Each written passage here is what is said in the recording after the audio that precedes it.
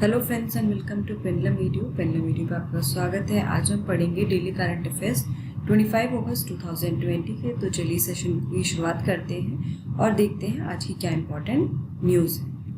तो first news is 23 August international day for the remembrance of slave trade and its abolition is celebrated. तो हर साल जो है 23 अगस्त को गुलामों के व्यापार और उसके उन्मूलन के स्मरण के लिए अंतर्राष्ट्रीय दिवस मनाया जाता है। The day has been designated by UNESCO to commemorate the transatlantic slave trade. इस दिन को यूनेस्को द्वारा ट्रांसएटलांटिक दास व्यापार की यादें मनाने के लिए नामित किया गया है।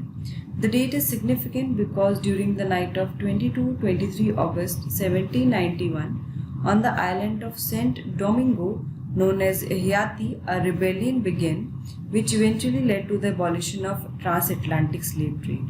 तो यह तिथि इसलिए महत्वपूर्ण है क्योंकि 22 अगस्त से 23 अगस्त 1791 की रात के दौरान सेंट डोमिंगो, जो कि अब हैती के रूप में जाना जाता है, द्वीप पर एक विद्रोह शुरू हुआ था जो अंततः ट्रांसएटलांटिक दास व्यापार के उन्मूलन का एक प्रमुख कारक था।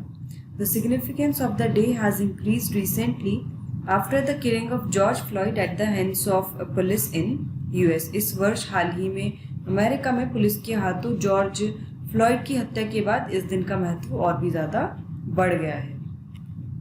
It is estimated that from about 1525 to 1866 more than 12 million slaves were forcibly transported to America from West Africa. एक अनुमान के अनुसार लगभग 1525 से 1866 तक 12 मिलियन से अधिक दासों को जबरन पश्चिमी अफ्रीका से अमेरिका ले जाया गया था।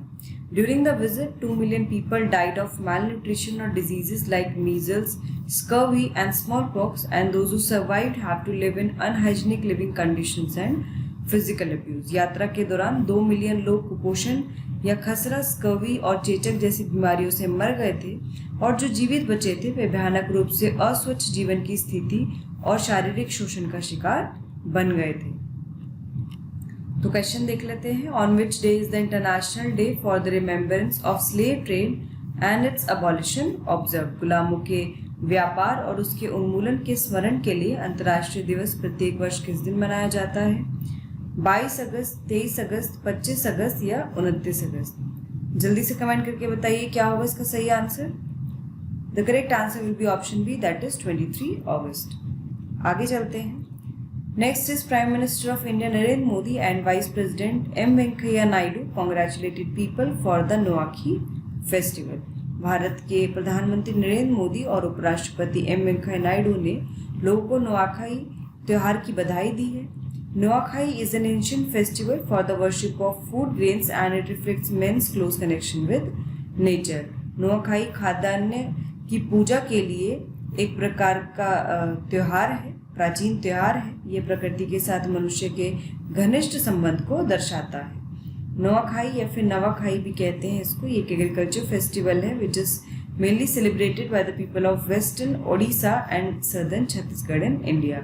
नुआखाई या नवाखाई एक कृषि त्योहार है जिसे मुख्य रूप से भारत में पश्चिमी ओडिशा और दक्षिणी छत्तीसगढ़ के लोगों द्वारा मनाया जाता है।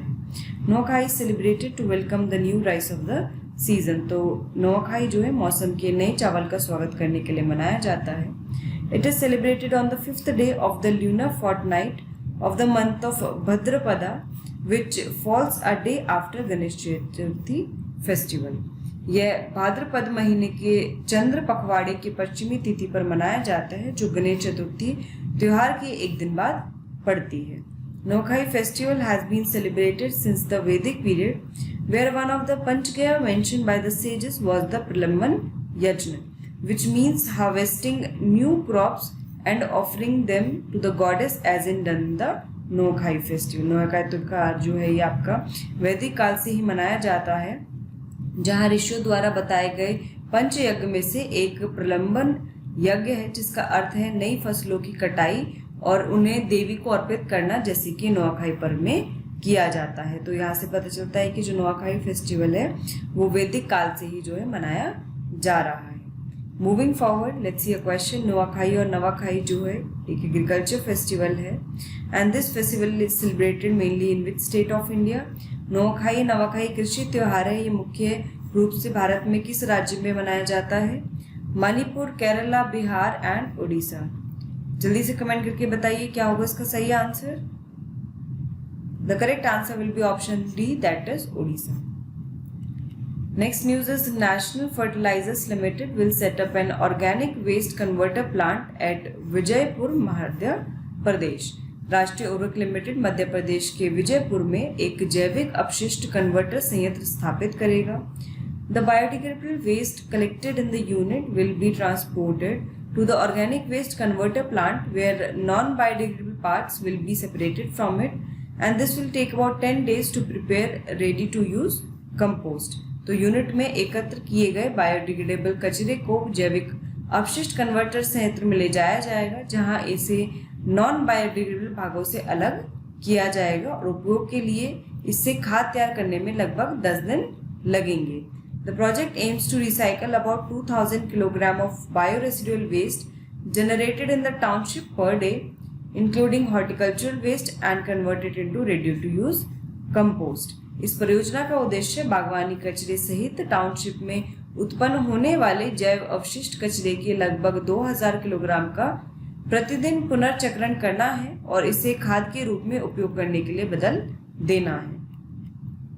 Talking about National Fertilizers Limited, so it is a mini ratna company.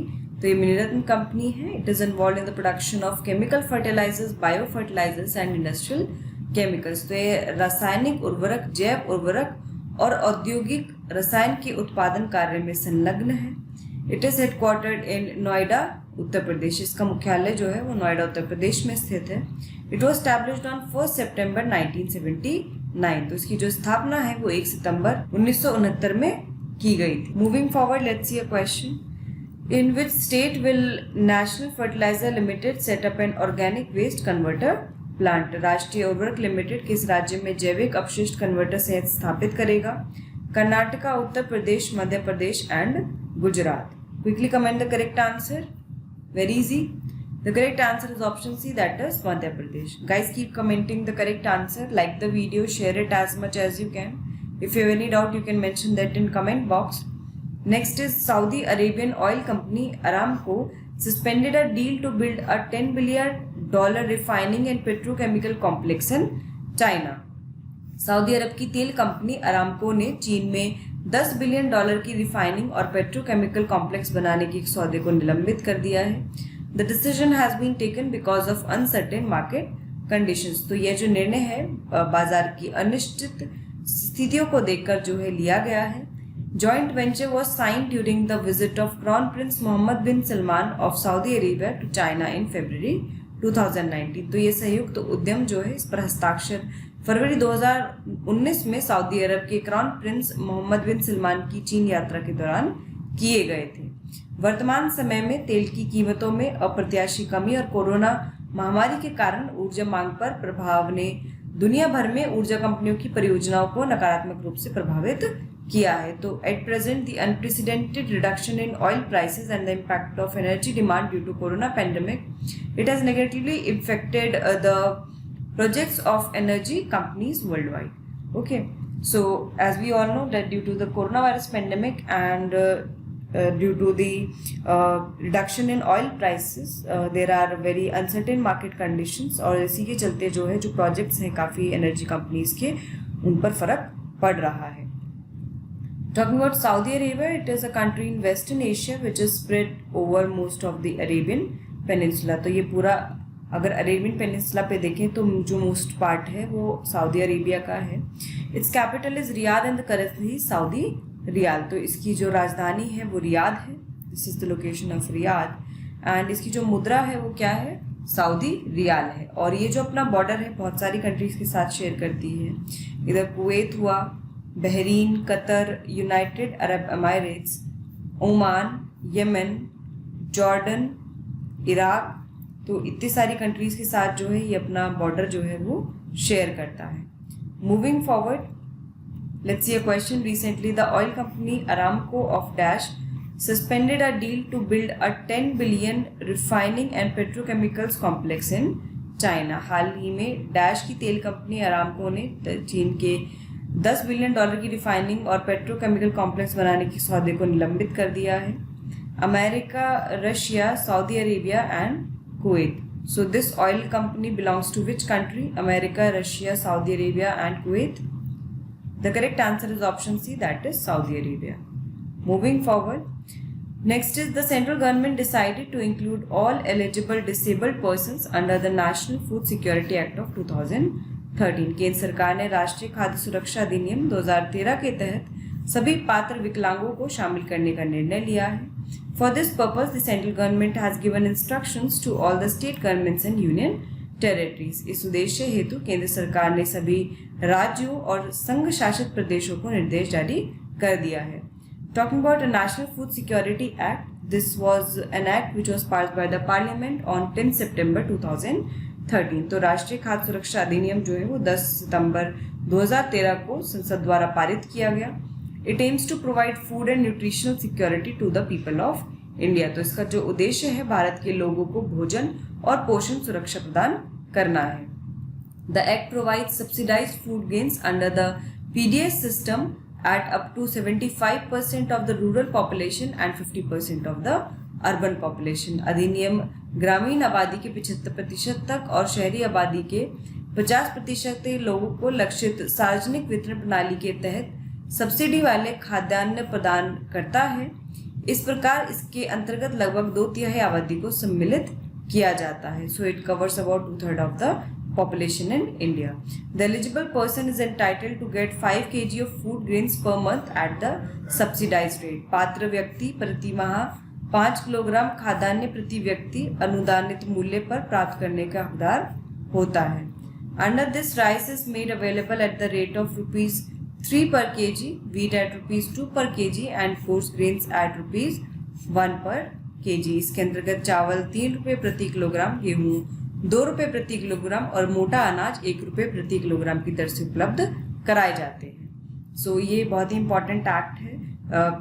पिछले साल का जो स्टेट पीसीएस का जो प्रीलिम्स एग्जाम हुआ था उसमें से रिलेटेड क्वेश्चन पूछा गया था फूड सिक्योरिटी एक्ट से, और जो सिविल सर्विस एग्जाम है उसमें भी नेशनल फूड सिक्योरिटी एक्ट से क्वेश्चन आ चुका है। तो ये इम्पॉर्टेंट है, काफ़ी न्यूज़ में रहा है ये। Moving forward, let's see a question. Recently, the central government has decided to include who among the following under the National Food Security Act of 2013. हाल ही में केंद्र सरकार ने राष्ट्रीय खाद्य सुरक्षा अधिनियम 2013 के तहत किसे शामिल करने का निर्णय लिया है? All eligible disabled, all eligible students, all eligible girls, all eligible widow women. सभी पात्र विकलांगों को, सभी पात्र छात्रों को, सभी पात्र बालिकाओं को या फिर सभी पात्र विधवा महिलाओं को। The correct answer for this will be option A, that is all eligible disabled. सभी पात्र विकलांगों को इसमें शामिल करने का निर्णय लिया गया है। Moving forward, teacher of a government school in Ladakh was selected for 2020 national teacher awards. Ladakh के सोनम ग्याल्स्तान को 2020 के राष्ट्रीय शिक्षक पुरस्कारों के लिए चुना गया है। Sonam Gyalstan is the head teacher of middle school Taknak Shakti in Kharu block of Leh and Ladakh and he has been selected for this prestigious national award. Sonam Gyalstan जो है वो लेह लद्दाख के खारू ब्लॉक में मिडिल स्कूल टकनाक शक्ति के प्रमुख शिक्षक हैं। Mister Sonam Gyalstan has made all the efforts to build trust among the villagers about government schools, improving the convenience and outcomes of the students in the school for which he is being honored. Shri Sonam Gyalstan ने सरकारी स्कूलों के बारे में ग्रामीणों के बीच विश्वास बनाने, स्कूल में छात्रों की सुविधा और परिणामों में सुधार करने के लिए सभी प्रयास किए हैं, जिसके लिए उन्हें सम्मानित किया जा रहा है। An independent jury constituted by the Ministry of Education, Department of School Education, Literacy selected teachers to honor them for their excellence in the field of teaching with innovation and dedication. शिक्षा मंत्रालय, school शिक्षा और साक्षरता विभाग द्वारा गठित एक स्वतंत्र जूरी ने शिक्षकों को नवाचार और समर्पण के साथ शिक्षण के क्षेत्र में उनकी उत्कृष्टता के लिए चुना है।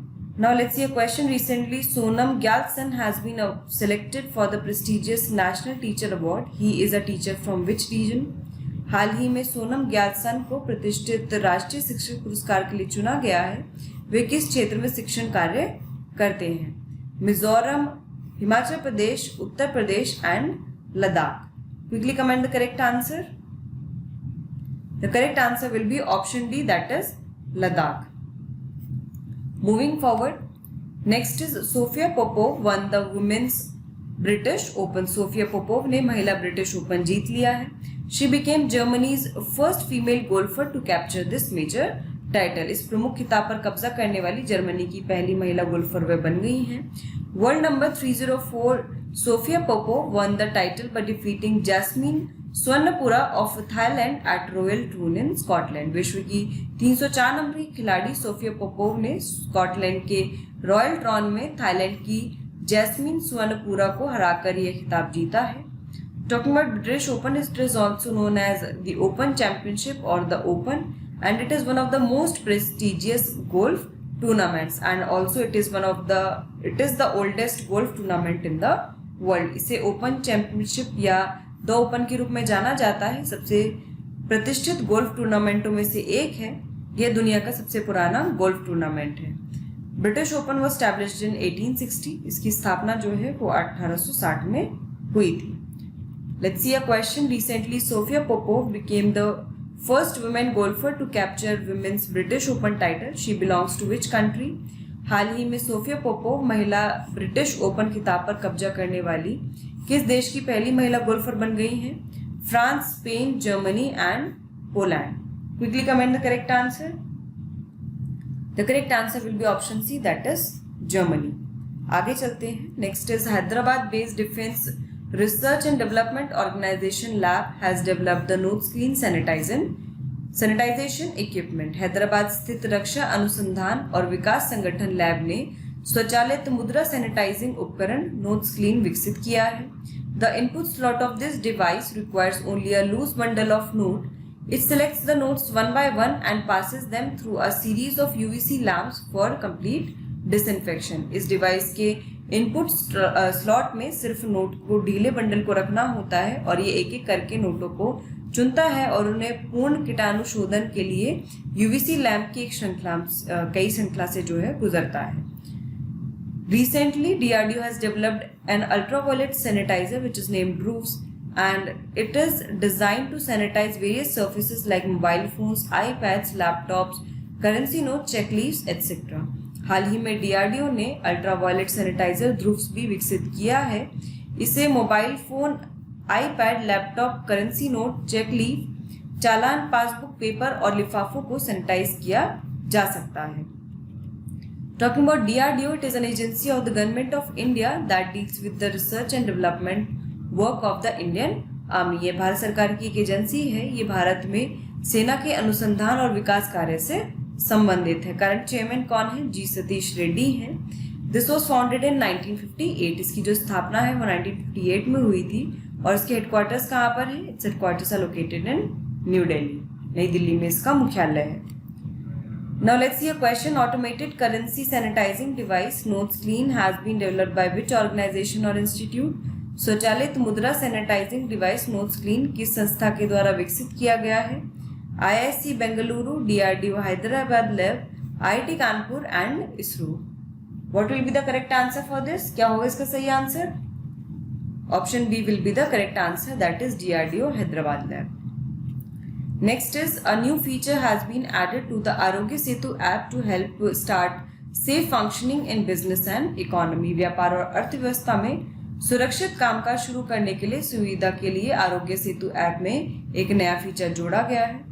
With the new open application programming interface service, organization will be able to learn about the status of Aarogya Setu app of their employees. नई ओपन एप्लीकेशन प्रोग्रामिंग इंटरफेस सेवा संगठनों को अपने कर्मचारियों की आरोग्य सेतु ऐप की स्थिति की जांच करने में सक्षम बनाएगी. The open API service of Aarogya Setu will help in avoiding the risk of COVID-19 infection and will also help in bringing businesses and the economy back on track. Aarogya Setu की ओपन API सेवा से COVID-19 संक्रमण के जोखिम से बचा जा सकेगा और व्यवसाय और अर्थव्यवस्था को पटरी पर लाने में भी मदद मिलेगी. Organizations and business entities which are registered in India with more than 50 employees can benefit from this new service. नई सेवा का लाभ उठाना वो जो संगठन उठा सकते हैं जिसमें जो है 50 से अधिक कर्मचारियों के साथ वो पंजीकृत है। These organizations can easily check the health status of their employees at all times by using new technology. ये संगठन नई तकनीक का इस्तेमाल करके हर समय अपने कर्मचारियों की स्वास्थ्य स्थिति की आसानी से जांच कर सकते हैं।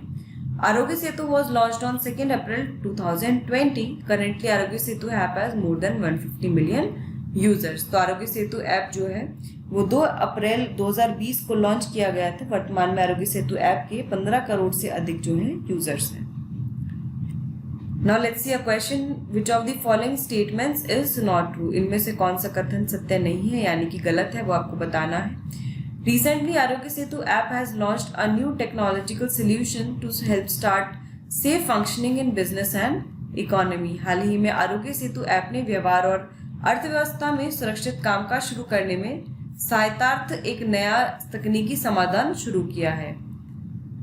Organizations and business organization with more than 25 employees can avail of this new service. 25 से अधिक कर्मचारियों वाले संगठन और व्यवसायिक संस्थाएं जो हैं वो इस नई सेवा का लाभ प्राप्त कर सकती हैं। तो आपको बताना है कौन सा इसमें गलत है।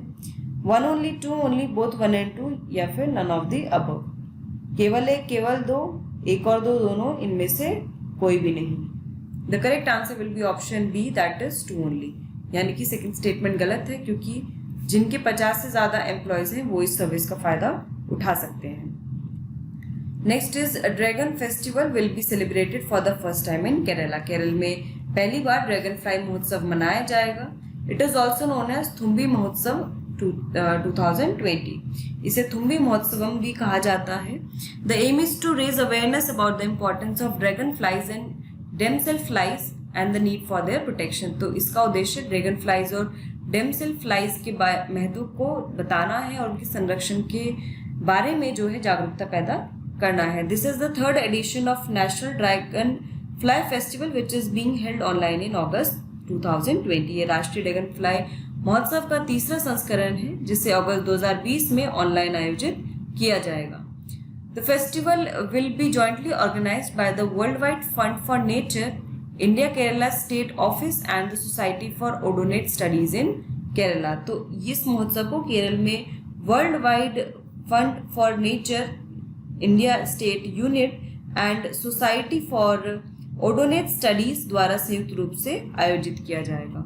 It will be part of national dragonfly festival organised by WWF India, Bombay natural history society and Indian dragon fly society in partnership with National Biodiversity Board, UN Environmental Program, UN Development Program and IUCN CEC.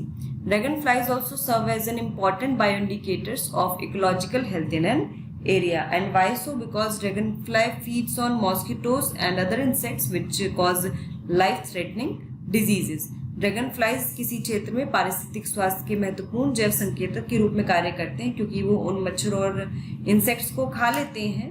उनका वो भोजन होता है जो बहुत सारे तरह की जो है बीमारियों को फैलाते हैं। Moving forward, let's see a question. In which state will the dragon fly festival B celebrated for the first time? किस राज्य में पहली बार ड्रैगन फ्लाई महोत्सव मनाया जाएगा? Kerala, Andhra Pradesh, Arunachal Pradesh and Assam. What will be the correct answer for this? The correct answer will be option A, that is Kerala.